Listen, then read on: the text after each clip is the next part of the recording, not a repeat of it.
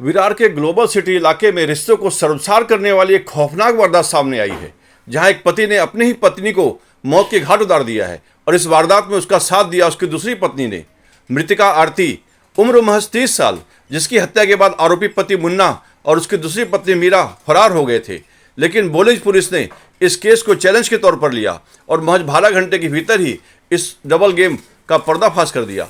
तकनीकी जांच, mobile location और सैकड़ों सीसीटीवी फुटेज खंगालने के बाद पुलिस को आरोपियों का सुराग पनवेल के बेलवली इलाके में मिला, जहां से दोनों को दबोच लिया गया। तफ्तीश में खुलासा हुआ कि आरोपी मुन्ना को अपनी पत्नी आरती पर अवैध संबंधों का शक था और इसी शक ने उसे हैवान बना दिया। पुलिस के मुताबिक आरोपी ने अपना जुर्म कबूल कर लिया है। फिलहाल दोनों से पूछताछ जारी है और इस सनसनीखेज हत्याकांड के पीछे के हर पहलू को खंगाला जा रहा है।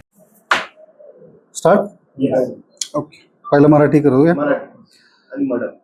हो, आज ही जी छोटीशी एक प्रेस कॉन्फरन्स बोलवलेली आहे. तर बोळीज पोलीस स्टेशनचे मागच्या काही दिवसातले दोन मोठ्या जे डिटेक्शन आहेत, जे महत्त्वाचे आणि चांगले डिटेक्शन झालेले आहेत, त्याच्यासाठी हे बोलवण्यात आलेली आहे. सगळ्यात पहिल्यांदा महत्त्वाची गोष्ट म्हणजे बोळींच्या हद्दीमध्ये आपला एक ग्लोबल सिटीचा परिसर आहे. तिथे एकता पार्क आणि कल्पवृक्ष सोसायटी या ठिकाणी एका बिल्डिंगमध्ये दुरुस्तीचं काम चालू होतं आणि त्या ठिकाणी एक जे ठेकेदार आहेत, श्रीराम मोतीराम गोपीराम गुजर, तर यांनी नाक्यावरनं काही बिगारी लेबर जे आहे ते कामासाठी आणलेले होते आणि त्याच्यामध्ये ते कुटुंब होतं. तर ते कुटुंब तिथे काम करत होतं मागील एक 3-4 दिवसापासून आणि 21 तारखेला यातले लेबर कुणीही कामाला आले नाहीत, म्हणून हे ठेकेदार ज्यावेळेस ते पाहण्यासाठी गेले ज्या लेबर रूममध्ये, तर तिथे त्यांना एक जी लेबर महिला आहे ती मयत स्थितीमध्ये आढळून आली आणि बाकी इतर घरामध्ये कुणीही सदस्य आढळून आले नाहीत. म्हणून त्यांनी तात्काळ पोलीस स्टेशनला त्याची माहिती दिली आणि त्यानंतर मग बोळीज पोलीस स्टेशनचे सिनियर PI आणि आमचा सर्व डिटेक्शन स्टाफ त्या ठिकाणी पोहोचून त्या परिस्थितीचं पहिल्यांदा अवलोकन केल्यावरती त्या महिलेची साधारणतः हाणामारी करणं आणि तिचं डोकं आपटल्यामुळे, भिंतीला डोकं आपटून तिची हत्या झाली असल्याची प्राथमिक परिस्थिती दिसून आलेली होती. तर यावरनं गुन्हा दाखल करून तात्काळ तपास सुरू करण्यात आला. हा तपास करत असताना ठेकेदाराकडे ज्यावेळेस त्या लेबरच्या बद्दल माहिती घेण्याचा प्रयत्न केला, तर त्यावेळेस त्याच्याकडनं सुद्धा केवळ त्याचं मुन्ना हे इनिशियल नावाव्यतिरिक्त कुठलीही माहिती त्याच्याकडेही नव्हती. कारण ते नाक्यावरनं जस्ट कामानिमित्त घेऊन आलेले होते आणि थोडंसं काम केल्यानंतर ते तात्काळ निघून जाणार होते. त्यामुळे त्याच्याकडे कुठल्याही प्रकारचे त्यांच्या ठावठिकाणा किंवा त्यांची ओळख होईल अशा पद्धतीचं कुठलंही माहिती ठेकेदाराकडे नव्हती.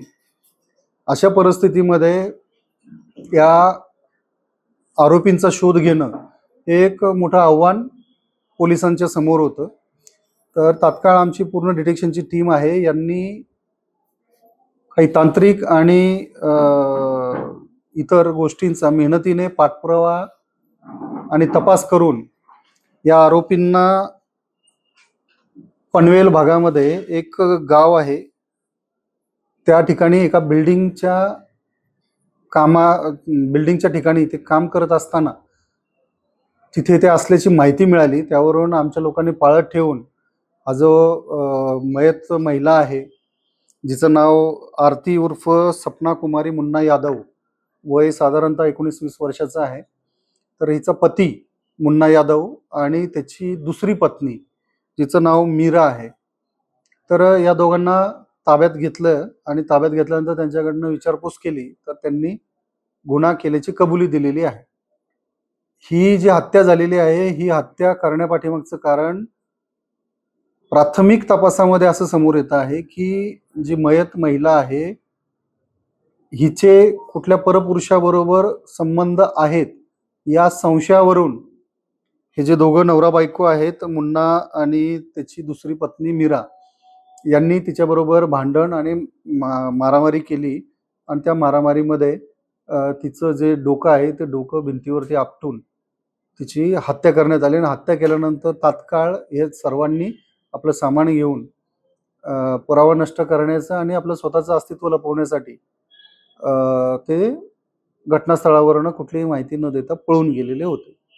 तर अशी ही जी आरोपींना शोधण्याची मोहीम आहे, ही म्हणजे जरी सांगताना अगदी सोपं वाटत असलं तरी ॲक्च्युअली यांना शोधण्यामध्ये आमच्या डिटेक्शनच्या टीमचा पूर्ण कस लागलेला होता. कारण कुठल्याही प्रकारचं आजकाल सर्वांनाच मोबाईल आणि या गोष्टींची तांत्रिक माहिती आहे.